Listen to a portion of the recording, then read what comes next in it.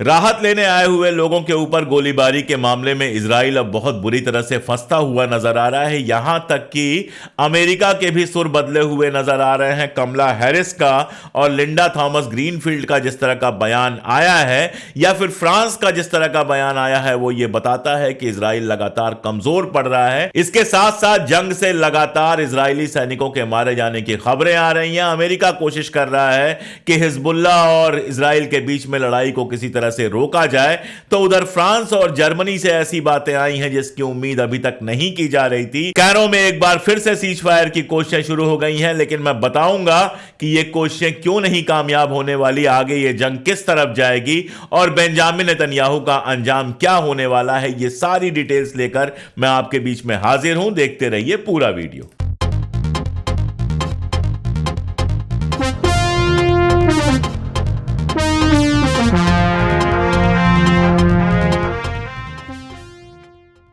नमस्कार, मैं अशोक कुमार पांडे। स्वागत है एक बार फिर से आपका टीसीएच पर। हाजिर हूं इजराइल फलस्तीन के बीच में चल रही जंग और उसके इर्द गिर्द पूरी दुनिया में जो तमाशे हो रहे हैं, पूरी दुनिया में जो डेवलपमेंट्स हो रहे हैं, उनकी अपडेट्स लेके आपके बीच में हाजिर हूं। आप सब लगातार ये प्रोग्राम देख रहे हैं, लगातार मेरे अपडेट्स देख रहे हैं, लगातार बता रहे हैं मुझे। बहुत सारी सलाहें आती हैं, मेल पर आती हैं, कमेंट्स में आती हैं। मैं कोशिश करता हूं कि उनको एक साथ लेकर उन पर लगातार बातचीत करता रहूं। देखते रहिए जो आपकी सलाहें हैं, जहां से आप देख रहे हैं, ये सारा कुछ मुझे बताते रहिए। आपसे जुड़ के मुझे हिम्मत मिलती है कि अगर मैं इजराइल और फलस्तीन के बारे में लगातार बात कर रहा हूं, फलस्तीन के हक और हुकूक की बात कर रहा हूं, तो दुनिया में ऐसे लोग भी हैं जो मेरे साथ खड़े हैं, जो मुझे ताकत दे रहे हैं। आप जो ताकत देते हैं वही वो हिम्मत देती है जिससे बिना डरे जो सच होता है वो कह पाता हूं अपने चैनल पर लगातार। तो सबसे मजेदार खबर जो मुझे आज लगी, जहां से मैं शुरुआत कर रहा हूं, वो है कनाडा से आई हुई एक खबर। कनाडा में आप जानते हैं ट्रूडो वहां का प्राइम मिनिस्टर है। ट्रूडो की एक मीटिंग थी मेलेनी के साथ। अब मेलेनी के बारे में हिंदुस्तानी लोग तो अच्छी तरह से जानते हैं। मोदी जी के साथ बहुत सारी उनकी तस्वीरें वगैरह आई थी, काफी मीम वगैरह बने थे। मैं उन डिटेल्स में नहीं जा रहा, लेकिन वो मेलेनी जो है वो पूरी तरह से इजराइल के साथ खड़ी रही हैं इस पूरे दौर में, और साथ में कनाडा भी लगातार इजराइल के साथ खड़ा रहा है। तो इन दोनों लोगों की मीटिंग में क्या होना था यह आपको पता है। इस मीटिंग के पहले कनाडा में सैकड़ों कार्यकर्ता इकट्ठा हो गए जिस जगह मीटिंग होनी थी उसके बाहर, और सबके हाथों में बैनर्स थे, पोस्टर्स थे, और नारा था कि इजराइल जिस तरह का जेनोसाइड कर रहा है, सीज फायर करना चाहिए। बल्कि ऐसे ऐसे नारे थे जिनको अगर मैं YouTube पर पढ़ दूं तो YouTube मेरे वीडियोस रेस्ट्रिक्ट कर देगा। वैसे भी कब कौन सा वीडियो मेरा YouTube रेस्ट्रिक्ट कर दे ये मैं नहीं जानता। आखिर YouTube भी तो उसी अमेरिका की संपत्ति है जिसके बारे में कुछ कहने की जरूरत फिलहाल मुझे महसूस नहीं होती। लेकिन ट्रूडो और मेलेनी की ये जो मीटिंग थी, ये मीटिंग हो ही नहीं पाई। कनाडा के अंदर इतने सारे कार्यकर्ता इकट्ठा हो गए, इतना विरोध हुआ कि ट्रूडो और मेलेनी की ये मीटिंग हो ही नहीं पाई। यह खबर सुनने में मजाक की खबर लग सकती है, छोटी खबर लग सकती है, लेकिन यह एक बड़ी खबर है, क्योंकि आप जानते हैं कि कनाडा और इटली, जहां से मेलेनी है और ट्रूडो, ये पूरे वक्त इजराइल के साथ रहे हैं। इजराइल के पूरे जेनोसाइड के दौरान ये या तो खामोश रहे हैं या फिर कनाडा तो लगातार मदद करता रहा है इजराइल की, हथियार भी भेजता रहा है, पैसे भी भेजता रहा है। यानी ये हुक्मरान इजराइल की गुलामी जितनी भी कर लें, इजराइल की सरपरस्ती जितनी भी कर लें, अब उसको गुलामी कहिए या सरपरस्ती, यह आपके ऊपर है, लेकिन वहां की आवाम का आप प्रेशर देखिए कि दो मुल्कों के ये हेड थे, मिल नहीं पाए। टोरंटो में इनकी मीटिंग होनी थी, वहां पर ये मिल नहीं पाए। इतना जबरदस्त विरोध प्रदर्शन जनता ने किया। ये बात मैं बार बार कह रहा हूं कि हुक्मरान चाहे जो भी करें, लेकिन दुनिया भर की जनता इजराइल के खिलाफ हो रही है। जिसको इजराइल एंटी सेमिटिज्म कह के सीना जितना भी पीट ले, लेकिन दरअसल वो एंटी जियोनिज्म है। इजराइल जिस तरह की हरकत लगातार फलस्तीन में कर रहा है, उसकी ये मुखालिफत है, और यह मुखालिफत सिर्फ आम लोगों तक महदूद नहीं है। पोप फ्रांसिस पहले भी इस युद्ध को रोकने की बात कर चुके हैं। पोप फ्रांसिस पहले भी कई बार उनके बयान आए हैं, लेकिन इस बार जो उनका बयान आया है वो उस घटना के बाद आया है जब एड लेने के लिए इकट्ठा लोगों पर इजरायलियों ने गोली चलाकर, इजराइल की डिफेंस फोर्स ने गोली चलाकर 100 से ज्यादा लोगों को हलाक कर दिया। उसके बाद जो पोप फ्रांसिस का बयान आया है वो बयान बेहद गंभीर बयान है। और इन बयानात को, जैसे आज मैं देखूं, आज कमला हैरिस का एक बयान है। अब कमला हैरिस जब अमेरिका की उपराष्ट्रपति बनी थी, हिंदुस्तान में बड़ा जश्न मनाया गया था। यह अलग बात है कि उपराष्ट्रपति बनने के बाद हिंदुस्तान के लिए तो उन्होंने कुछ नहीं किया, बल्कि एक आम अमेरिकी राजनेता जिस तरह का व्यवहार करता है उसी तरह का व्यवहार करते हुए लगातार इजराइल के साथ खड़ी रही। इस पूरे दौर में पहली बार कमला हैरिस का बयान आया है जिसमें उन्होंने इजराइल की मलामत तो की ही है, साथ में यह भी कहा है कि वहां जो एड पहुंच रहा है, वहां जो सहायता पहुंच रही है, वहां जो मदद पहुंच रही है वो जरूरत से बहुत ज्यादा कम है। दरअसल जिस घटना पे पिछली बार मैंने बात किया था, जहां एड इकट्ठा करने के लिए, बहुत सारे एड लेने के लिए, मदद राहत हासिल करने के लिए ढेर सारे फलस्तीनी इकट्ठा थे और वहां पर इजराइल की सेना ने बंदूक चलाई, गोलियां बरसाई, बमबारी की, जिसमें 100 से ज्यादा लोग मारे गए। उस खबर के बाद पूरी दुनिया में हंगामा मचा हुआ है। आज तक कभी दुनिया के इतिहास में ऐसा नहीं हुआ था कि जो लोग मदद पाने के लिए इकट्ठा हैं उनके ऊपर गोलियां चलाई गई। यह पहली बार हुआ। शुरुआत में तो इजराइल को लगा कि जैसे हर बार हर तरह के जुल्म करके वो आराम से निकल जाता है, इस बार भी निकल जाएगा, लेकिन इस चीज की लानत मलामत पूरी दुनिया में इतनी ज्यादा हुई और इस बार जो मलामत हुई उसमें वो भी मुल्क शामिल थे जो हमेशा इजराइल के साथ रहे हैं। इसलिए यह पहली बार हुआ है कि इजराइल को झूठे बहाने बनाने पड़ रहे हैं। एक बहुत शानदार रिपोर्ट छपी है न्यूयॉर्क टाइम्स में। न्यूयॉर्क टाइम्स आप जानते हैं अमेरिका का अखबार है। उसमें एक क्या बल्कि 2 रिपोर्ट छपी हुई हैं। उन रिपोर्टों में सवाल उठाया गया है कि आखिर उस दिन वहां पर हुआ क्या। इजराइल ने एक वीडियो जारी किया था, बिना आवाज का एक वीडियो जारी किया था और उस वीडियो की सहायता से वो सारी दुनिया को यह बता रहा है कि हमारे गोली चलाने से लोग नहीं मारे गए। हालांकि वो ये मान रहा है कि गोली चलाई गई, लेकिन उसका कहना है कि गोली चलाने से लोग नहीं मारे गए, वहां भगदड़ मच गई और भगदड़ मचने के बाद जब लोग भागे तो हमारे सैनिक डर गए, इसलिए गोली चलाई गई और अधिकतर लोग ट्रकों वगैरह के नीचे आने से मारे गए। यह इजराइल कह रहा है। साथ में यह वादा कर रहा है कि हम जांच भी कराएंगे वगैरह वगैरह। जांच कराने से पहले ही रिजल्ट दे दिया, लेकिन कह रहा है जांच कराएंगे। अब न्यूयॉर्क टाइम्स की जो वो खबर है, वो खबर बहुत डिटेल में जाकर यह बताती है कि यह वीडियो जो जारी किया है इजराइल की सेना ने, वो जबरदस्त एडिटेड वीडियो है। यानी ओरिजिनल वीडियो की जगह जानबूझकर उसको एडिट किया गया और उन जगहों पर एडिट किया गया जहां पर गोली चलाने के सीन थे। यह बताती है कि एक दृश्य आता है और उस दृश्य के बाद एडिटेड है, अचानक दूसरा दृश्य आ जाता है जिसमें बहुत सारे लोग जमीन पर गिरे हुए हैं, या तो वो मुर्दा है और या फिर घायल हैं। और यह सवाल उठता है कि अगर उस सीन के बाद सीधे यह सीन आ गया तो इसके बीच में क्या हुआ होगा। सीधी सी बात है कि गोलीबारी के जो दृश्य थे, जिसमें इजराइल के जो सैनिक हैं वो गोली चला रहे हैं निहत्थे लोगों पर, मदद लेने आए हुए लोगों पर, उसको इजराइल ने काट कर एडिटेड वीडियो पेश किया है। और सारी दुनिया की बात छोड़ दीजिए, अमेरिका जो उसका सबसे बड़ा मददगार है, उसके अखबार ने रिपोर्ट बाकायदा छापी है, ढेर सारे उसमें ग्राफिक्स लगाए हैं, फोटोग्राफ्स लगाए हैं, जिससे यह साबित होता है कि अल जजीरा जो पहले दिन से कह रहा है और दूसरे जो वीडियोज आए हैं वो ज्यादा सही हैं और इजराइल के सैनिकों ने सीधे सीधे गोली चलाई है। अब इसके चलते जो मलामत हुई है, उसके चलते क्या हुआ है वो आप सोच के देखिए कि जो इजराइल कल तक मदद पहुंचने नहीं दे रहा था, अब वो ये नाटक कर रहा है कि मदद को नए तरीके से ज्यादा लोगों तक पहुंचाने के लिए हम कोशिश कर रहे हैं। जिस अमेरिका ने यूएनआरडब्ल्यूए की फंडिंग एक फर्जी रिपोर्ट के आधार पर खारिज कर दी, बंद कर दी। यूएनआरडब्ल्यूए जो सबसे बड़ी संस्था है, वहां पर लोगों को मदद पहुंचाने की अमेरिका, फ्रांस, कनाडा, इजराइल ने शिकायत की, इन सब ने उसकी फंडिंग ही बंद कर दी कि वो मदद कर ना पाए। वो अमेरिका अब नाटक कर रहा है कि हम एयर ड्रॉप कर रहे हैं। बाकायदा वीडियो जारी किया गया है, वीडियो आप स्क्रीन पे देख पा रहे होंगे। बाकायदा वीडियो जारी करके बताया गया है कि 38,000 लोगों का खाना हमने वहां पर एयर ड्रॉप किया है। 38,000, जहां लाखों लोग फंसे हुए हैं, लाखों लोग परेशान हैं, वहां 38,000 लोगों का खाना ड्रॉप करके, एयर ड्रॉप करके अमेरिका अपना एहसान जताना चाह रहा है और लोगों की नजर में धूल झोंकना चाह रहा है। अभी तक उसने न जाने कितने हथियार, न जाने कितनी जहाजें और न जाने कितना गोला बारूद जो इजराइल को दिया है फलस्तीनियों के ऊपर बरसाने के लिए, उसके बदले 38,000 लोगों का खाना देकर वो एहसान जताना चाह रहा है। दरअसल प्रॉब्लम यह है कि अंदर जबरदस्त प्रेशर पड़ रहा है। अमेरिका के अंदर जो प्रेशर है वो अलग अलग तरीके से दिखाई दे रहा है। मैं आपको दो एग्जांपल दे रहा हूं। कमला हैरिस का एग्जांपल तो मैंने दिया ही। एक साहब है एमोस होस्टेन, ये व्हाइट हाउस के सलाहकार हैं, महत्वपूर्ण सलाहकारों में, एडवाइजर्स में एक माने जाते हैं। ये गए हैं बेरूत।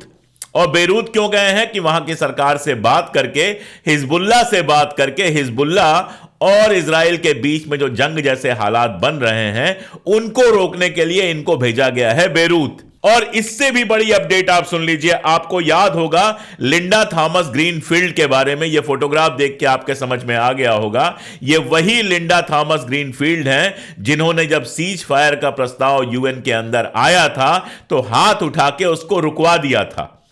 अभी तक ये हमेशा खामोश नहीं, इनकी जबान जब खुली इजराइल की तारीफ में या इजराइल के दर्द में खुली। ये खुद ब्लैक है।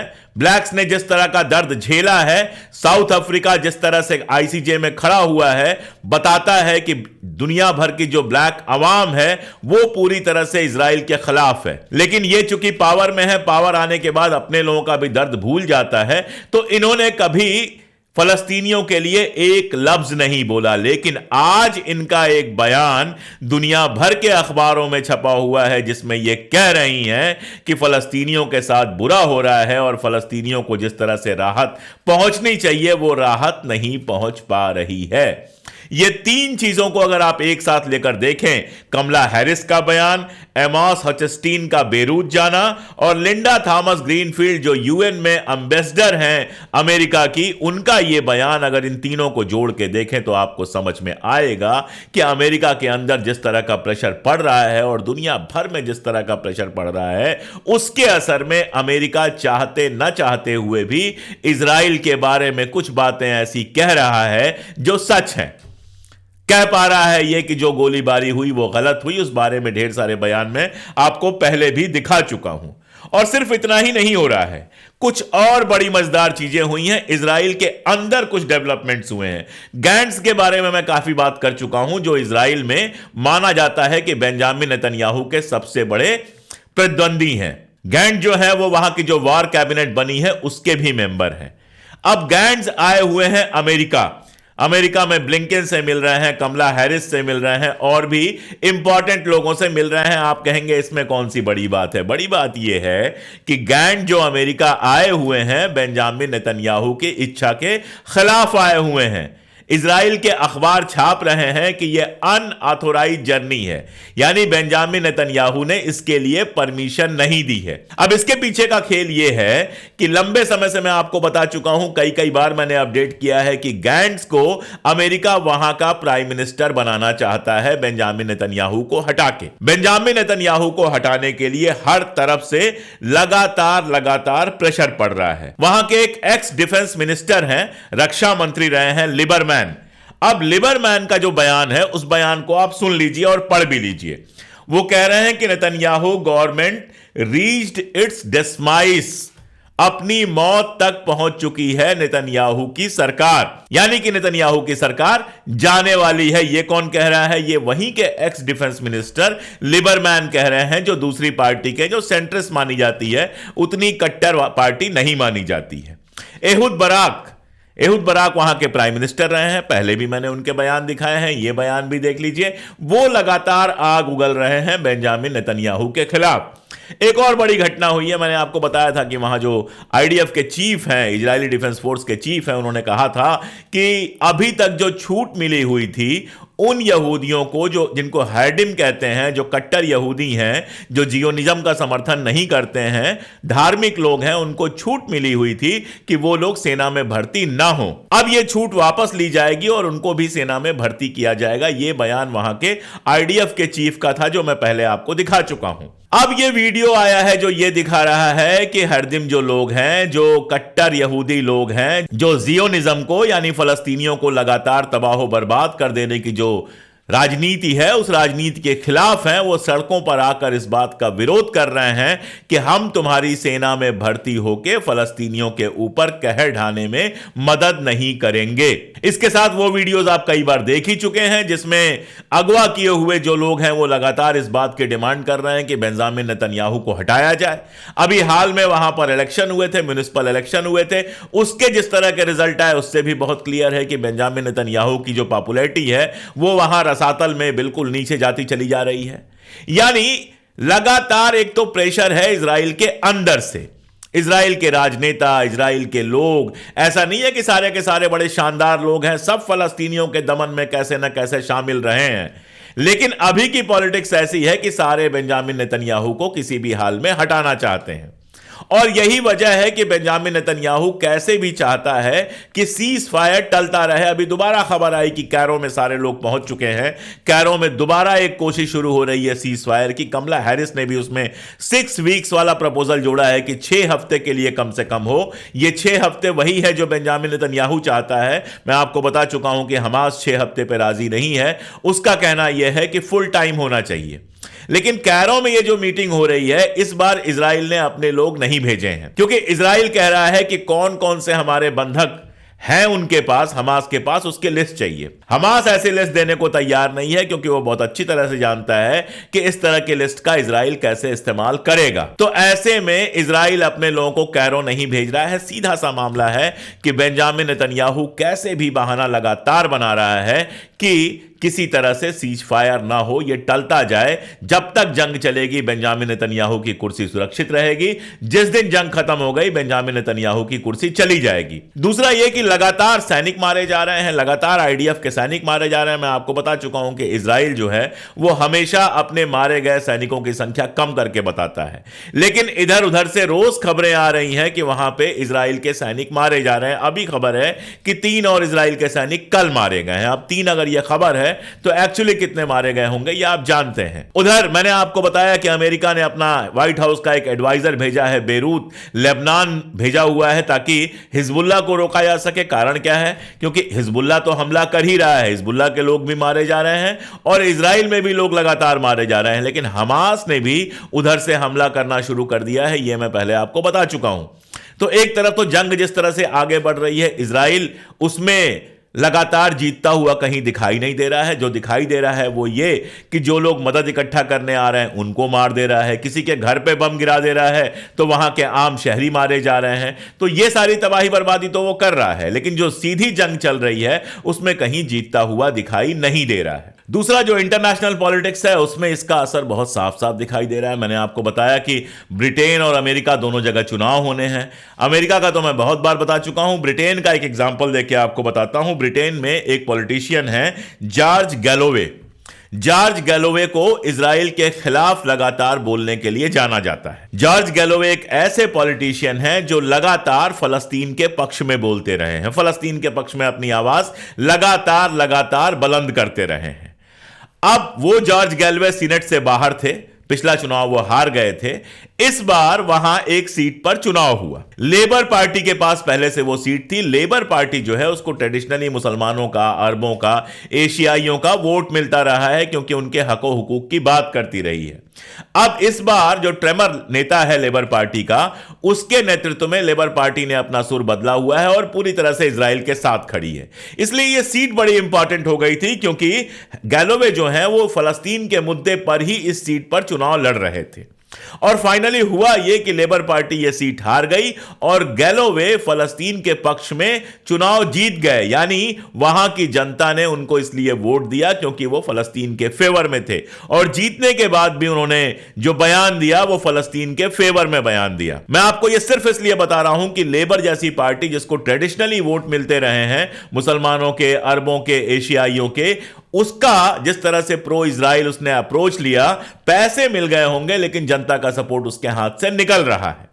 ऐसे ही अमेरिका में बाइडेन की जो पार्टी है उसको ट्रेडिशनली अरबों का और बाकी लोगों का वोट मिलता रहा है, लेकिन इस बार जो उनका स्टैंड रहा है उसके चलते ये सारा वोट उनके हाथ से निकलता हुआ दिखाई दे रहा है। तो एक तो ये प्रेशर है, और दूसरा इजराइल के अंदर जिस तरह का प्रेशर है, नेतन्याहू जिस तरह से कंट्रोल से बाहर हो गया है, अमेरिका जितना चाहता है उससे ज्यादा कर रहा है, इन सारी चीजों ने मिलकर वो हालात बनाए हैं कि फ्रांस जैसा देश जो पहले दिन से इजराइल के साथ खड़ा है, उसके विदेश मंत्री का बयान आता है कि फलस्तीन की आजादी कुछ ही महीनों में मुमकिन है। उसका बयान आता है कि फलस्तीन को आजाद करना पड़ेगा और टू नेशन सॉल्यूशन वहां जब तक लागू नहीं होगा तब तक शांति नहीं होगी। वो कहता है कि मामला सिर्फ डिफेंस का नहीं है, मामला फलस्तीनियों के हक व हुकूक का भी है। यह बात फ्रांस कह रहा है जो लगातार खड़ा रहा है इजराइल के साथ, क्योंकि इलेक्शन फ्रांस में भी हैं और फ्रांस में भी जिस तरह के जुलूस देखे गए हैं फलस्तीन के पक्ष में, जनता का रुझान बहुत साफ साफ दिखाई दे रहा है। और जर्मनी जिसने होलोकास्ट किया था और होलोकास्ट करने के गिल्ट में ऐसा भरा हुआ है कि लगातार इजराइल के फेवर में बयान आते रहे हैं, वहां पर तो फलस्तीन के पक्ष में जुलूस निकालना भी बैन कर दिया गया था, इलीगल कर दिया गया था। वहां से भी अब टू नेशंस के बारे में या फिर फलस्तीन की आजादी के बारे में या इजराइल की मलामत के बयान आने शुरू हो गए हैं। यानी कुल मिलाजुला के यह है कि एक तरफ सीज फायर की लगातार कोशिशें चल रही हैं। अमेरिका के राष्ट्रपति बाइडेन ने सोचा था 4 तारीख तक सीज फायर हो जाएगा, 4 तारीख है लेकिन कहीं सीज फायर का कोई रास्ता दिखाई नहीं दे रहा। इजराइल लगातार उसमें बाधा पहुंचा रहा है। हमास भी अब सीज फायर के लिए उतना ज्यादा इंटरेस्टेड नहीं है, क्योंकि जिस तरह की हरकतें इजराइल कर रहा है या जिस तरह की शर्तें लादी गई हैं उसके बारे में हमास ने बहुत साफ कहा है कि जो चीज जंग से हासिल नहीं कर सका इजराइल, वो चीज पॉलिटिक्स से हासिल करना चाहता है। वेस्ट बैंक में जिस तरह की तबाही कर रहा है, फलस्तीन में जिस तरह की तबाही कर रहा है, उसका इरादा बहुत साफ है कि सीज फायर के बहाने इस पूरे इलाके पर पॉलिटिकल कब्जा कर लिया जाए। इसीलिए जंग के बाद वहां किस तरह की सरकार बनेगी इसको लेकर इजराइल बजिद है कि वो ऐसी सरकार बननी चाहिए जिसमें ना हमास हो, ना पीए हो, ना कोई पॉलिटिकल ताकत हो, यानी पूरा का पूरा कंट्रोल इजराइल का हो। दूसरी बात यह कि पूरी दुनिया में जिस तरह का प्रेशर पड़ रहा है, चाहे वो कमला हैरिस का बयान हो, चाहे लिंडा थॉमस ग्रीनफील्ड जो यूएन में एम्बेसडर हैं अमेरिका की, उनका बयान हो, या फिर बाकी जगहों से आ रही जिस तरह की रैलियों की खबरें हैं, जिस तरह के प्रेशर की खबरें हैं, उसमें हो यह रहा है कि जो मुल्क, जो हुक्मरान इजराइल के साथ 24 घंटे खड़े थे, उसके हर पाप के भागीदार थे, उसको हथियार दे रहे थे, उसको बाकी सारी मदद कर रहे थे, पॉलिटिकली उसकी मदद कर रहे थे, उनके भी सुर बदलने लगे हैं। और इसीलिए मैं पहले भी कह चुका हूं, बार बार कह रहा हूं कि इस बार फलस्तीनियों की जो शहादत है वो बेकार नहीं जाएगी। फलस्तीन को उसकी आजादी मिलके रहेगी, चाहे थोड़ा वक्त चला जाए, चाहे थोड़ा वक्त लग जाए। एक तरफ बेंजामिन नेतन्याहू हमेशा के लिए हिस्ट्री के कूड़ेदान में चला जाएगा, दूसरी तरफ फलस्तीन का झंडा फलस्तीन के अंदर पूरी शान से लहराएगा। वक्त यहां तक पहुंच चुका है, 70 सालों से ज्यादा दर्द फलस्तीनियों ने झेल लिया है, आखिर शाह उनको आजादी मिलनी ही है। यह बात अब पूरी तरह से तय है। जिस तरह से दुनिया भर में इक्वेशन बदल रहा है, फाइनली फलस्तीन को आजाद होना है, और साथ ही तय है कि जब तक फलस्तीन आजाद नहीं होगा, हमारे जैसे लोग, हम फलस्तीन के हक में लगातार आवाज उठाते रहेंगे, बशर्ते हमें आपकी ताकत मिलती रहे, आपकी मदद मिलती रहे। आप हमारे साथ जुड़िए। जो हमारा पिन कमेंट है या फिर डिटेल्स जो हमने दी हुई हैं डिस्क्रिप्शन, उनको खोल के देखिए। बहुत आसान है हमारी मेंबरशिप लेना, सुपर थैंक्स देना उससे भी आसान है। ये दो चीजें ऐसी हैं जिनसे अगर आप हमारी मदद करेंगे तो हमें वो जरूरी संसाधन, रिसोर्सेज मिल पाएंगे जिसकी ताकत पर लगातार हम कैमरे और सत्ता की आंख में आंख डालकर सच बोल पाएंगे। आज के लिए इतना ही, बहुत शुक्रिया।